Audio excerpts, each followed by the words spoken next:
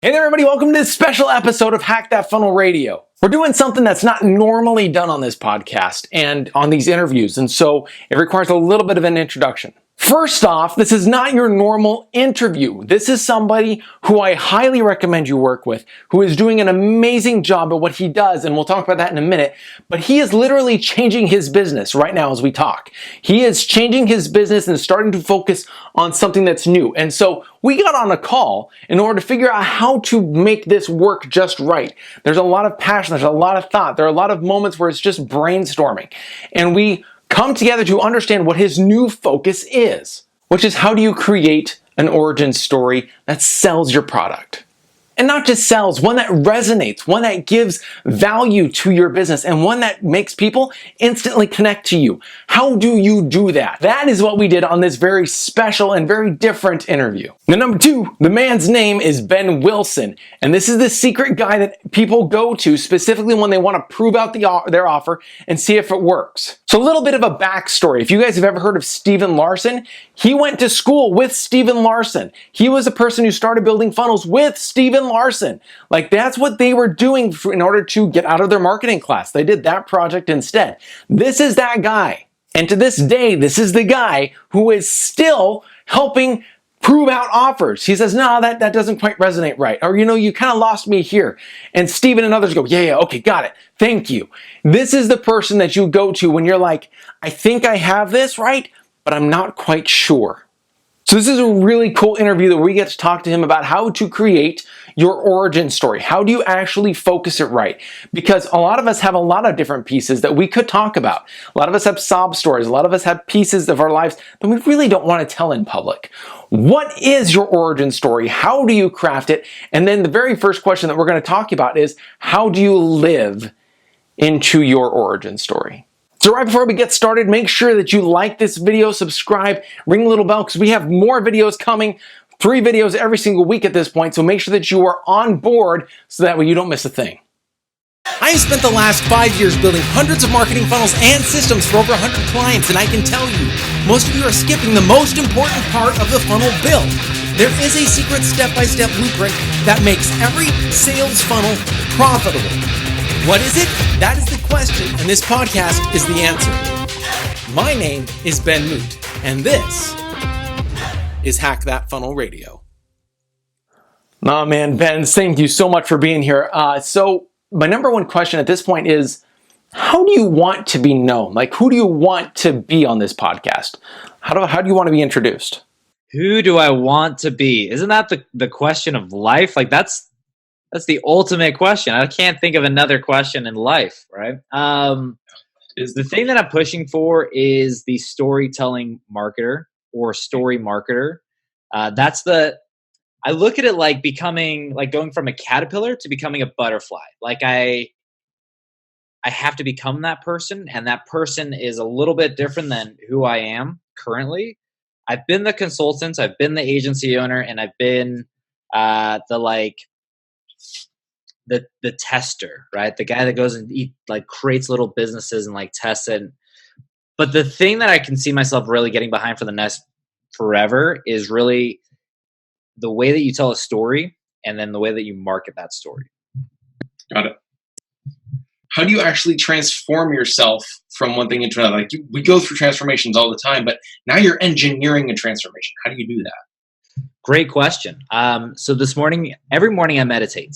And inside the meditation, your thoughts come and go, right? They're like traffic.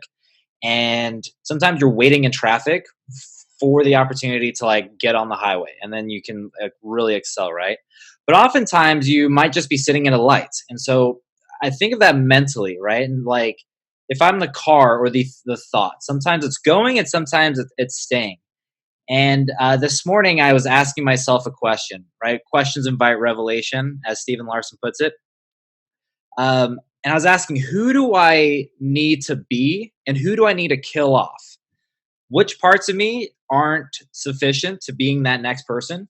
And what are those areas, right? And so you start kind of spider webbing your life. Okay, so this part of my life is not sufficient. And what do I need to do to kill off? I got to kill off an individual.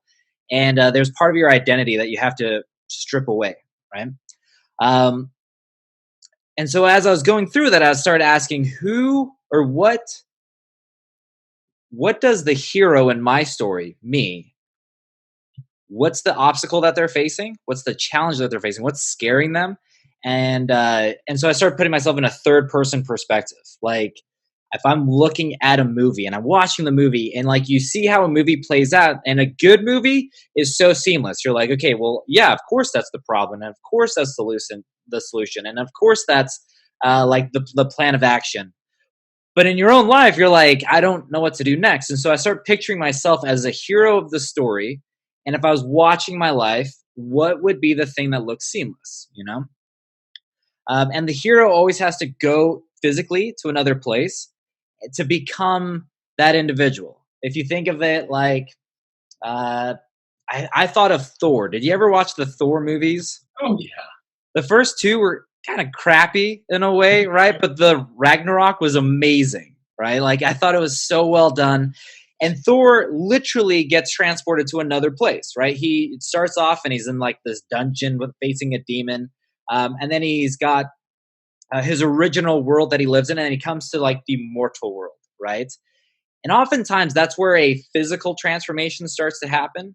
And then you start to see like the internal transformation, how he became like the big burly guy to more being like a soft, authoritative, uh, maybe more empathetic towards humans, right? And like the problems that they're going through. And he has to become something different. He can't be the same Thor that he was in Asgard. He has to be a new Thor. So, anyways, with all that said, the way that I was looking at it was I have to physically take myself to a new place. So this could be events. It could be literally just going outside and having different thoughts and then bringing those new thoughts back with me as I picture myself becoming someone different. Does that make sense? Yep.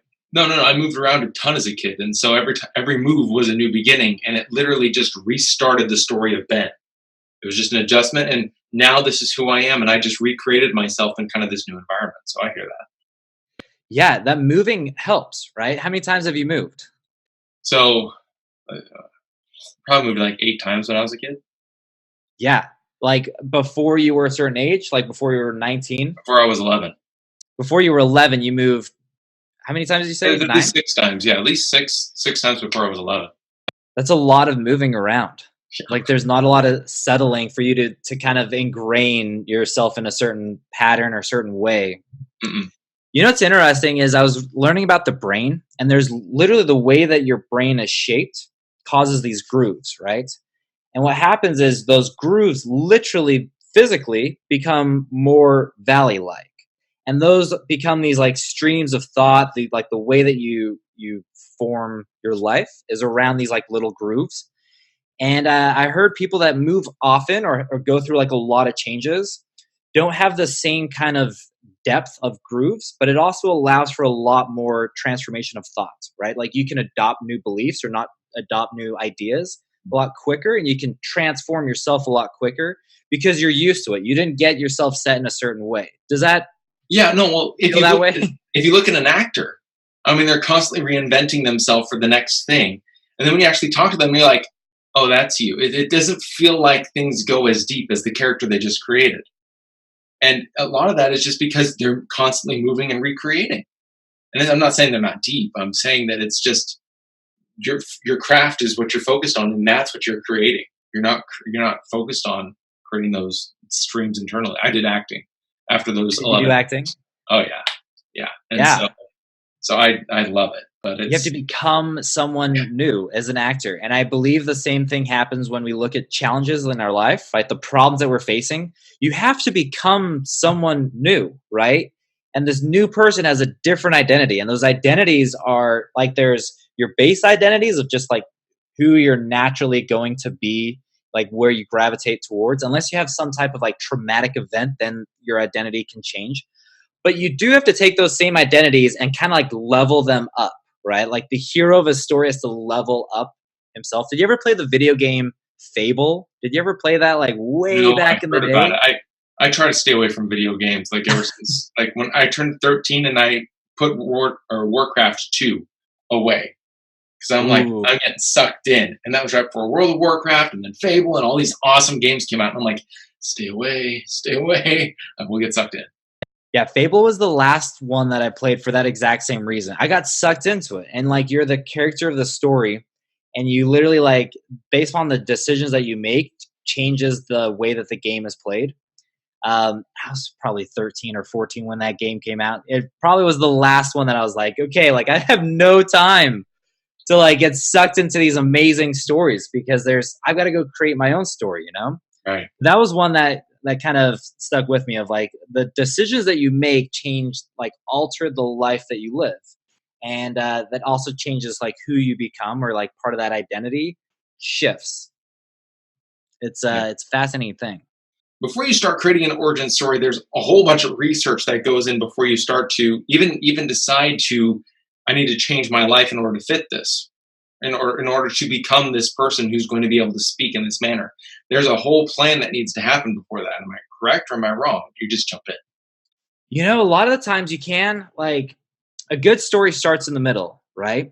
Mhm. Like it starts in where the climax is about to happen. So I think introducing your own origin story, you can start with like, here's where I'm at. Here's like exactly what's happening with my life. And that's a good hook, right? Russell Brunson talks about creating good hooks in your story. And I remember Steven actually told me a really fascinating thing when he met Tony Robbins. Tony Robbins said to lean into your hook. And Steven was like, what exactly does that mean to like lean into your hook? Like he's like trying to process it. And so he sent me this long box one time about like how he was trying to comprehend exactly what this meant.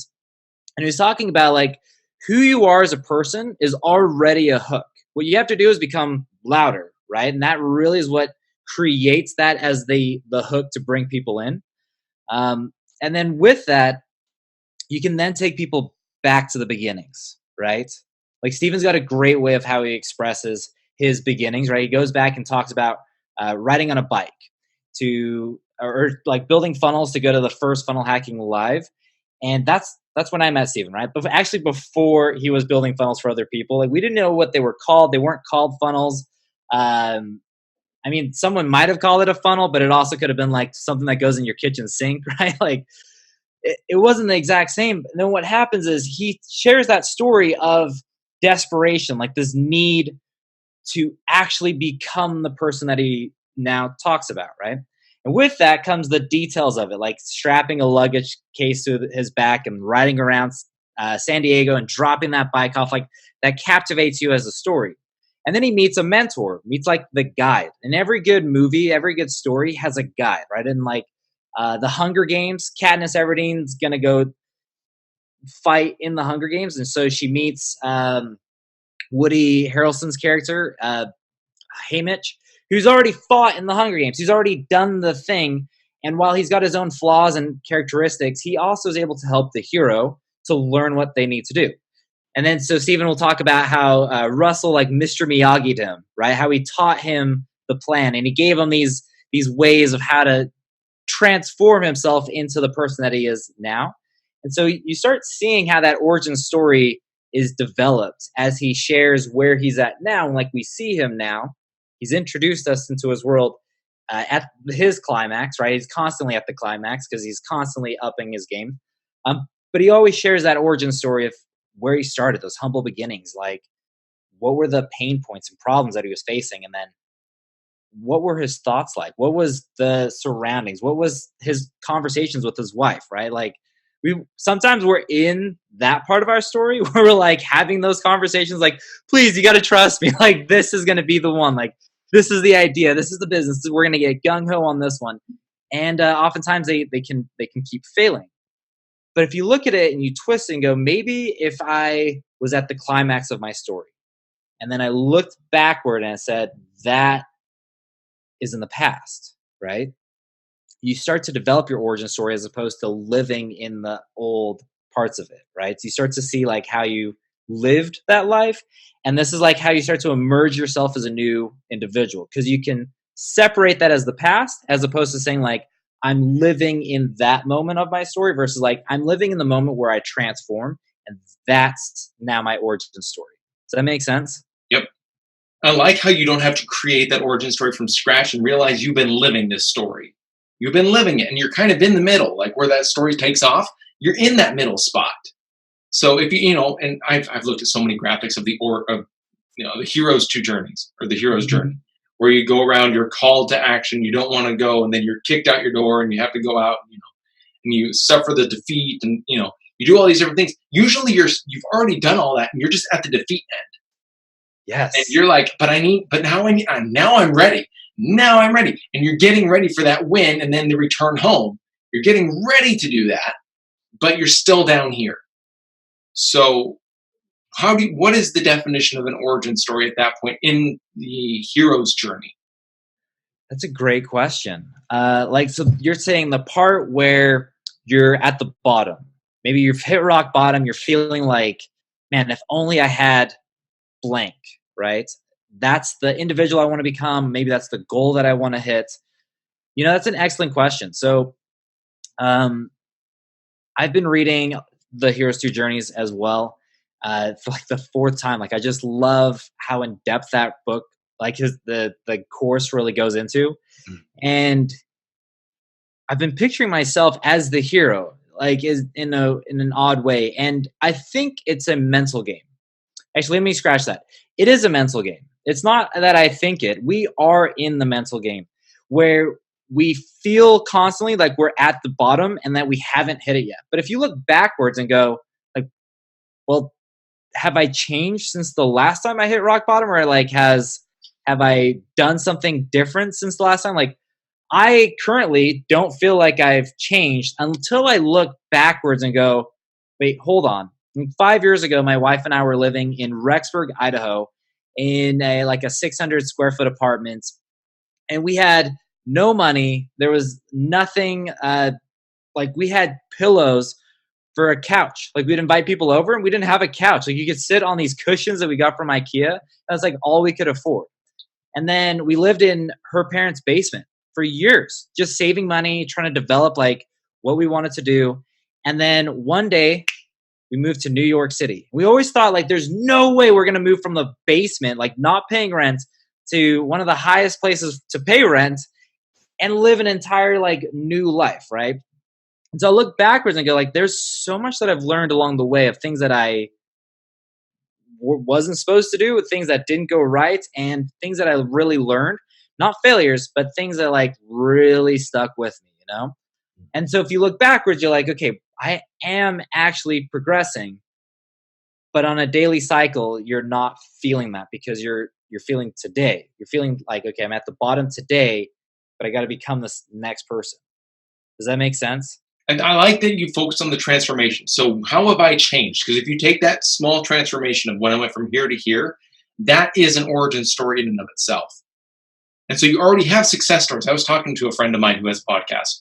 And he's like, I've been trying all these things and it's just not working. And I'm like, well, what success stories do you have? He goes, I have no success stories. I'm like, has your cost per click gone down this much? Have you done this? Like, what success stories are there? There's something. And I kept going, there's something. But really, the number one success story is I've changed this much. That's what we all go to the movies for.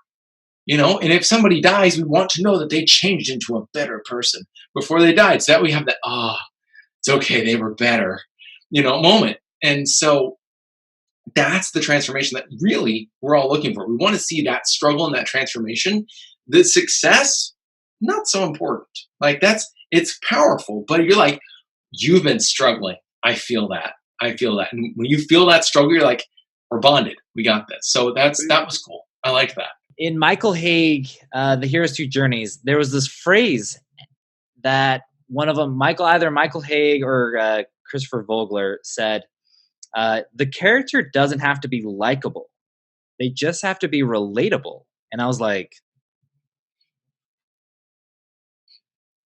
mind blown. Okay. Like, they don't have to be likable. They have to be relatable. And he says, if you go through, there's a movie called Natural Born Killers. I haven't seen it, but he talks about how these guys are these killers, but you relate to them and why they do what they do. If you think about like Breaking Bad, I've never sold meth. I've never killed anyone. I've never joined a gang. I've never like become the head leader. but I can relate to why he's doing what he's doing. And that's why it's such a great story. Like he's not a likable character that he's constantly doing the right thing. He's doing terrible things, right? But what's fascinating, what makes that such a great story is that there's tension. That tension like builds up and then it releases, right? These open loops and then closed loops. And oftentimes in our life, like we have these open loops and then we close the loops. But most of us don't recognize when the loop was open or closed. And we just go, yeah, that was a problem that I faced in the past. And then we move on. The success story really comes out of almost failure, right? How many other things can go wrong really is what's going to go right? There's only so many things that can go wrong over and over and over again until you realize if I just tell that story, it really is a success story. Because here's what I learned along the way, So then what are the pieces of the origin story? Are the pieces of the origin story literally the pieces of the hero's two journeys? That's a great question. So I look at an origin story definitely like any good story that exists out there. The parts really come down to transformation. That's for sure. No good movie, no good story that exists out there doesn't have some type of transformation. I think it's why they can't do a good Superman movie. He's got all these powers and like a stupid little rock is what really gets him. I can't relate to that. I can't relate that, there's some tiny little piece of material out there that's going to stop me. But I can relate to Batman. I can relate to Batman so well because he's got no superpowers. He's just out for revenge. He's got to become the thing that really caused him to be angry at the world. And suddenly you feel this transformation of character. He goes from a wuss who's this billionaire kid and money doesn't matter, right? To becoming the thing that how does he go from being a kid to a superhero? How does he go from being a nobody to a vigilante that the world, or at least Gotham, knows about, right? And it really is that transformation. So in our own stories, what are we doing to transform ourselves personally, to level up ourselves? But then we also have to count how that story's changed us on an internal level. Empathetically, don't you feel like you can relate to Batman? Oh, yeah. Because you feel like if I lost my parents, how would I go about it? Am I going to just continue going to school, maybe just go to college, get a normal job and just deal with it? Maybe. But in a superhero world, of course I'm going to go freaking fight violence and crime and try to get back at the people that stopped my life, right? That makes way more sense than going and getting an accounting degree and going working Goldman Sachs because someone shot my parents. I'll get back at you. I'm going to go into banking. That doesn't make sense. Going to banking, I'm going to take you now. And I'm done with you. Take this. The story's got to be seamless, right? And in our own origin story, I think the entrepreneur who couldn't fit in at school and things are wired differently and they couldn't help but just talk or sell different ideas and the teacher's telling them to be quiet and they got kicked out of classes. Steve and I related on that when we first met. I was like, dude, I used to skip school when I was in high school. I'd started a clothing company. And I would screw class. That's not going to really help me. What if I went and took these shirts that I was selling and I drove to other locations? I started going to skate parks and sponsoring kids. I started going to little skate shops and placing my clothes in there all day long. Steven, when he had heard that story, he's like, dude, I got kicked out, or at least I got in trouble for selling widgets. I can't remember exactly what he was selling. And the school came to him and they're like, we're going to suspend you if you keep selling this thing. And I was like, dude, that's the story, right? It starts somewhere and you can relate to someone else who's going through the same problem or a similar problem with you. You're nodding your head. What's your story? Did something happen when you were in school that you're screw this? It's not going to help. No. So my story didn't hit until I was in college. I was the good kid. I did everything I was supposed to. I listened to everybody. My goal was to make all my teachers love me. Okay. So I did everything I was supposed to. I went to college. I was a little harder in college, but I graduated. And then once you get into corporate America, you can't make anybody happy. You can't. There There is no way, because your boss, the only reason they're going to be happy is when they don't have to deal with you anymore. And they get to go up the value ladder. And I'm like, I have nowhere to go. Like, I'm done. Like, I have nothing. So what do I do? And I'm like, why don't I make other people happy? Why don't I go and provide happiness to someone else? And that's when I finally broke out, because I'm like, I don't fit. This is not my spot. And that was the aha moment for me. And so I took what I learned in the business world, which are secrets that nobody talks about unless you're in direct marketing. Big businesses do know how to play this game. They just don't tell anybody until you're in them. And so that was a good hook. That was a really good hook, by the way. No, and it's the truth, because like when I was working there, they were like, "Oh yeah, we know what our best asset is: email marketing." They're like, "Our list will make us more money than any ad." And I was like, "What?" Because I'd heard like Russell say that, I'd heard Frank Kern say it, I'd heard Empower Network say this stuff. I was like, okay, but the CEO of a Fortune 500 of $1 billion company. What? And then he was like, "Oh, we can spend $1 and we know how to grow our business by spending $1 and making $2." I'm like, what? Nobody says these things, but the big businesses know how to do it. I'm like, shoot. So then I went and I learned from direct marketers how to do it. So that way I could take it back and try to give it back to small businesses who need it. So I love that story. It's like you had that, like, there's like a pressure that was like building up. There must have, like, I'm just picturing you in that moment. And like start to like hate the things that are going on around you. You start being like, well, why aren't you doing it like this? Like, if you know this, like, why aren't you doing this? And like seeing that like frustration pent up. Like, I know we're on this interview and I could imagine you at the time though being like so fed up, right? Where there was no other option. Like, you just hit the wall and you're like, okay, I turn and I accept it. This is the life that I'm going to accept, or I have to face what I'm feeling internally, and physically I have to transform myself into this whole other character, right? Right. And first step was I had to take myself out and put myself somewhere else. I had to leave. You physically left, right? The transformation of your character caused you to physically leave your location to become that next person. Like, you couldn't do it going to work every single day, still feeling that same frustration, still feeling that upsetness. It makes sense why the big gurus out there, like Gary Vaynerchuk, is like, quit, right? If it doesn't make you happy, like, quit your job. Like, it makes sense, right? You have to physically upend yourself and move your physical body to a different location in order to become that person. It's just not going to happen if you keep running into that wall. It's like over and over again. You can't come back and be like, okay, I'm going to be a different character and run into the same wall. Like, Ryan Holiday talks about, the obstacle is the way, but you got to come through it. And there's going to be another wall. And you got to come through and like another wall. Like, you can't do it once and be like, that was it. Over and over and over and over again. That's the transformation of character. It's the insurmountable obstacles that happen in your way that seems like it's impossible for you to ultimately become that character. And I think that's why we really gravitate towards the people who have done it over and over again. I love Tom Bilyeu. He talks about so many struggles in his life that you're like, that seems like you faced an insurmountable amount of objects in your life. And I can follow you because I feel like you're not going to stop, right? And so as you grow, like, I can grow with you. That's how I think you build a following, right?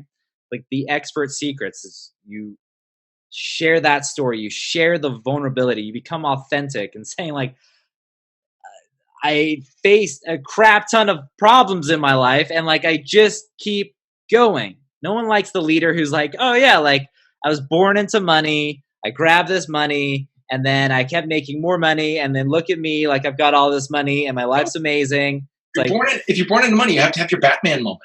Yeah. Someone's got to die. Death must happen. And I think it's funny because everyone's like, well, I don't want to tell my origin story because it's kind of my sob story. Get over it. Ooh, yeah. Right? Because your sob story is you changing. Like, my dad also, so I was born in South Africa. We moved to America when I was 9. And for very similar reasons, the economy was changing. The presidency was changing in South Africa. Apartheid was going to basically go the opposite direction. Um, and the entire country itself was starting to seem like it was going to implode on itself. And then at the exact same time, my dad's business just didn't seem that it was going to be as efficient or work out the same way that it had been, right? And so there had to be an entirely new transformation that happened. So my mom came to America for like a business conference, and when she came home from the entire trip to South Africa, she brought the idea of actually just immigrating to an entirely new country. We didn't come with green cards. We didn't come as citizens. I'm still not a citizen now. I've been here for 2/3 of my life, and yet I look American, I sound American, and yet I am not an American, right? I relate to the immigrants because I understand what that struggle is like. And going through that and trying to become someone new, right? I used to be Benjamin, and that seemed very formal in South Africa. And then my mom would call me Benji, right? But I went by Ben as well. It was Ben, not Benny, not Benji, not Benjamin. It was Ben.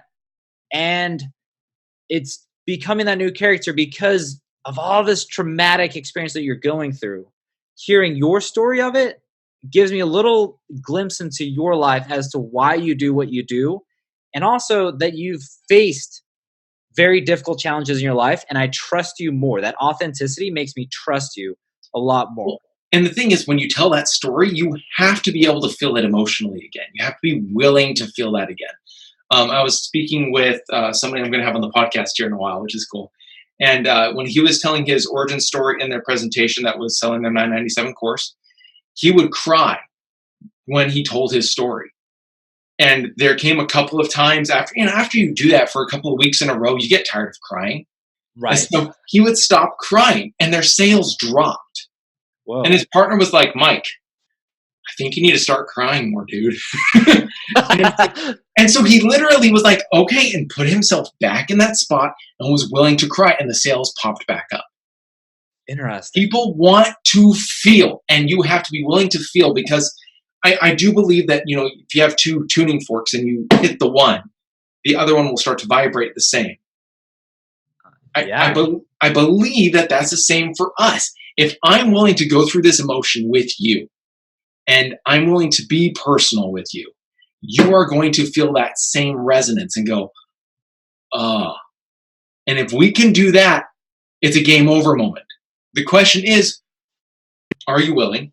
And when you go there, what is the point you're trying to make? Like, what are you trying to make? So that story for me builds rapport, right? Suddenly you have that connection of rapport. But what else have I built? I mean, what are the other things that I've built with you in that moment? At this point, you know that I care more about life and I care more about people than you could ever believe. Like, what I didn't tell you is that what I realized, my whole me of wanting to make people happy, because if I can make somebody happy, they'll never turn out like my family members did. Interesting. So what I don't tell anybody is that of that. In business, everybody wants to be able to make that impact. Wonderful. I believe you can make that impact. And I believe in your ability to make that impact. But then how do you take your story, I guess this is where I'm coming to. How do you take that origin story and use it to tell the story that you're trying to tell now? So like, if I'm trying to tell you that you can build your dream business, you can make a difference, whatever that goal is, you can do that. And I believe in that because of all this. But that's me. Like, how do I take that story? And maybe I just did it, but how do you take that story and then turn it into something that works for what you're trying to give today? No, that's an excellent question. At the beginning of this year, I wanted to run a marathon. I've never run a marathon before. I've never run more than a mile in one motion. And yet I was like, you know what? I'm going to run a marathon. And that was my goal. I still haven't done it yet. But what happened was I ran as far as I could the very first day, and I got like 4.5 miles. And I tracked it. So one note, like, you got to keep notes of where you started, right? And you got to go back to that moment. If you've already passed the moment in your life, like, you've got to go, just as you talked about, like, this guy that you're going to interview, go back to that moment, right? You want to be authentic with it. You not just cry on demand? If so, if you can cry on demand, go be an actor, like not a marketer. Be a marketing actor. Um, but go back to that moment. How did you feel? What was your environment like? What were you facing? What were the things running through your thoughts? What were the problems that you were facing? What seemed like it was the obstacle in your way, right? Go back to that moment and journal it. Get that down on paper. Um, then start tracking, right? Now I use running as my new my go-to metaphor because I've been there and I relate to it. So that very first day at 4.5 miles, coming from no miles before, my legs were so tired. Like I felt like my knees were bending backwards. Like I was in so much pain coming home. We have these like 8 steps that come up to our apartment, and it's like walking up these steps, and I like had to like penguin waddle up the stairs because my legs felt just drained. And then I sat in the bathtub for like an hour, just whimpering about like how painful my legs were. This is 4.5 miles. This is not a lot of mileage, right? Then so I waited for a day, and then I said, I'm going to run 5 miles today. And instead of looking down at like my tracker, like I just tried to picture what 5 miles felt like. I ended up doing 6 miles, which is really interesting. And so then I noticed, okay, the very next part is as I'm seeking a goal, I can't necessarily focus exactly on that goal. What I have to do is imagine what it's going to take to get to that goal, and I might surpass it along the way, right? And then document, okay, what was going through my mind as I was transforming myself into this part. What was also happening as I started to run more is about 4 days later, I ran 8 miles. And then about 4 days later, I ran, I think, 9 miles. And then I waited a week, and then I did 10 miles. And then I signed up for a half marathon. So this is like 2.5 weeks into the year, right? Into running. So I signed up for the earliest half marathon that I possibly could to have a really big goal to fully transform myself. So that was that big thing. That was like shooting for the stars. I was calling my shot. I was Babe Ruthing the thing, right? Russell calls it like you got to call your shot like Babe Ruth. And so that was it. I was calling my shot. I was seeking my goals. And I had a deadline with it. And I was forcing myself to become this other individual by having that deadline. I then ended up doing it. So this is about 5 weeks in. I run my first half marathon, and I'm blown away by it. I do it out in Prospect Park in Brooklyn, and it's an absolute pain trying to get back home because I've been running for 2.5 hours. And but I couldn't feel better about myself like that moment. If I could take that moment in a pill and just like take it every single day, I absolutely would. That feeling of accomplishment after you set your goal and you see that transformation of your character, like that right there is worth telling. The part that I started to recognize was that on my runs, I was killing off a part of me. Every time I wanted to quit, I realized there's a part of me that's wanted to quit my entire life. And I would cry on these runs. And I became very emotional on these runs because I realized I've quit so many things in my life that I wanted to do because I was afraid of accomplishing it, because I was afraid that it wasn't going to be possible to do it. And so instead of being let down close to the finish line, I would quit way before, thinking that was going to be the better solution. And I think a lot of us do this in life, right? We go through a dip and we quit at the dip because we feel like, okay, you know what? Is it really worth climbing this emotional hill? And so as I was running, I would set these like tiny little milestones, and I would tell myself, the person who quit is in the past. That guy who exists, he's back there. He would have quit back there. But because you're here now, you're not quitting. And I keep telling myself that over and over again. And I realized there's this part of me I was literally killing off as I was doing these hard things, right? I was pushing myself to the next level. And I was killing off a Ben that would quit in the past and like bringing to life this new individual, the guy that doesn't quit, the guy who's relentless, who's going to like keep going until he can't stop, right? Then went to Funnel Hacking Live, came back from Funnel Hacking Live, and I did a marathon around New York City. I don't count it as my first marathon, but I did. I did 27 miles, came back and realized I've got to become someone new emotionally to create the business that I want, the same way that I had to create myself physically as to run the marathon that I wanted to do. Does that make sense? Yep, that makes sense. And it's learning to live your origin stories, what you're telling. This is how Yes. you learn to live your origin story. We can tell the origin story of the past, but there is an origin story that's being built today. The question is, are you choosing to live in it? Really, is what you're teaching right there. This is how you live into your next origin story. So good. It's so good. Yeah, that's your candy. That's fun. That is Okay. candy. That is So, candy on the rocks. Ben, where do people go to learn about you? Oh, that's an excellent question. So right now I've got a podcast called Conversion Marketing Radio that I will be actually laying to rest. But if you follow that, you'll kind of see what I'm going to be doing. The next thing that I'm killing off an entire part of Ben, right? There's a whole piece of me that I am putting to the side. I've been living in the past and I am going to be killing that off. So there was a Ben in the past that I consulted for Fortune 500 companies on an executive level from the very top in the healthcare industry, helping them transform how the healthcare industry is moving forward. From there, I learned all about how to really impact healthcare. And that turned into me starting a marketing agency for private practices. We're killing that off. So the next big thing is called Marketing Your Story, where we're going to go into the origin story. So marketingyourstory.com will be coming out soon. Hint, hint. Freaking excited about that. That's the next big thing. That's the secret project that I've been working on.